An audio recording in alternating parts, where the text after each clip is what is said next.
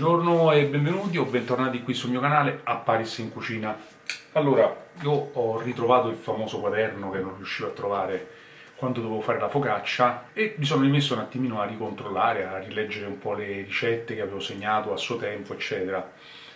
E nel farlo mi è venuto un pensiero, perché quello che stavo leggendo, non so, dal salame di cioccolato al gatto di patate, alla focaccia, non stavo leggendo delle ricette solamente, ma stavo leggendo dei ricordi, perché quello che io ho scritto qui con una grafia, che chiaramente stiamo parlando di parecchio tempo fa, non erano soltanto le ricette che mi hanno dettato, non so, mia madre, mia nonna, piuttosto anche mia suocera, me ne hanno lasciate alcune, ma erano dei ricordi, non miei, loro.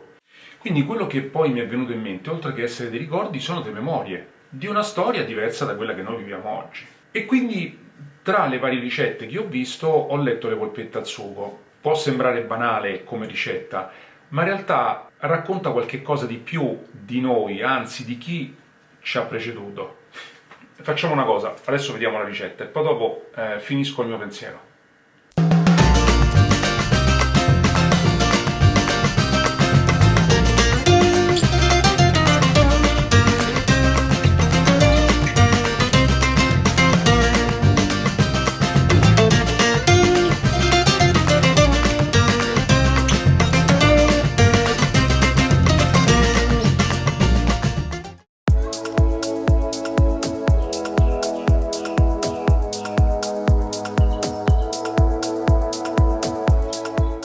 Cominciamo ora a preparare l'impasto con tutti i vari ingredienti e la carne macinata. Insieme alla carne mettiamo il pane, quello secco già ammollato. Io l'ho messo direttamente nell'acqua, non l'ho messo nel latte, ma voi potete metterlo anche nel latte. E questo era il rimedio delle nostre nonne, quando chiaramente avanzava il pane, si induriva e si utilizzava per fare le polpette o i polpettoni. Poi io metto subito un uovo. Anzi, li metto tutti e due così comincio ad impastare.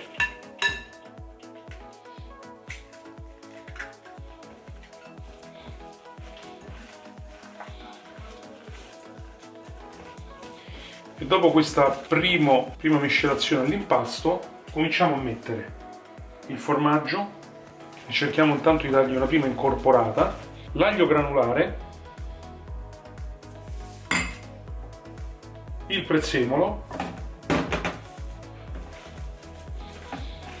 Bene, allora io ho creato adesso un incavo, un buco, chiamiamolo come volete, e ci mettiamo adesso il sale, a vostra chiaramente discrezione, però fate attenzione perché già c'è il formaggio dentro, il pepe e la noce moscata. Non so quanti di voi la utilizzano, ma io la trovo eccezionale all'interno delle polpette, dà un profumo veramente gradevole, intenso, però veramente speciale, e già si sente da così. Ecco qui. E adesso continuiamo ad impastare per incorporare tutto. Adesso formiamo delle polpette di circa 60-70 grammi l'una.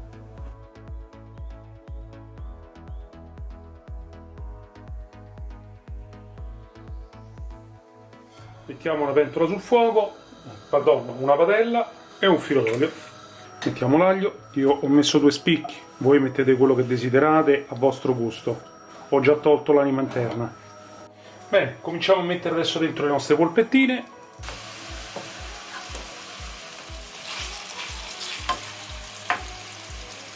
Le polpette si sono rosolate e adesso aggiungiamo la polpa di pomodoro, che è una polpa molto fitta.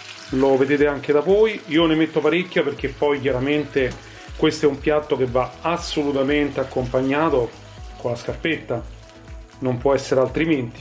E aggiungo, come dicevo, a questa polpa di pomodoro un pochino di acqua calda. Saliamo il sugo, chiaramente questo a piacere, il pepe e l'origano. Un po' come facciamo quando facciamo le fettine alla pizzaiola. A me piace tantissimo, che dà un profumo straordinario.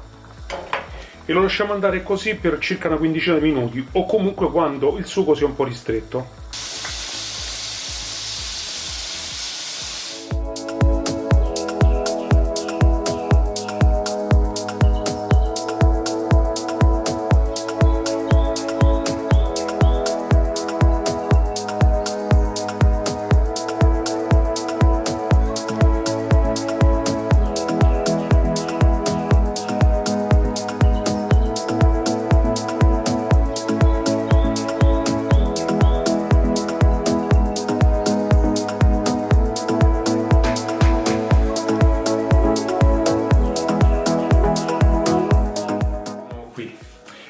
quello che vi volevo dire era questo. Quando ho letto la ricetta, tra parentesi, c'erano due versioni, quella di mia madre e quella di mia suocera, perché mia madre, per esempio, nell'impasto metteva la scorza di limone grattugiata, mentre mia suocera mette la noce moscata. Cosa sta a significare?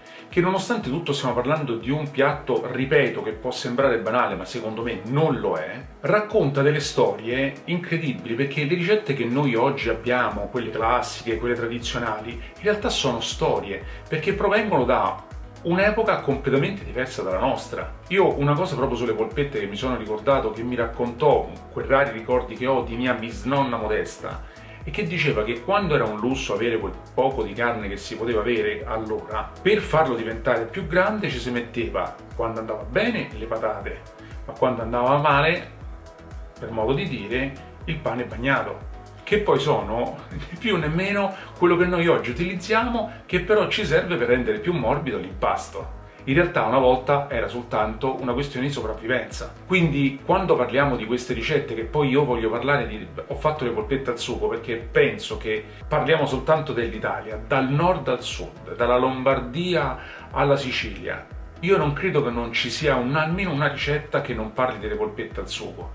Però io posso pensare, che ne so, che in Trentino ci mettano al posto del prezzemolo l'erba cipollina, piuttosto in Sicilia il finocchietto selvatico, perché è il retaggio della loro terra.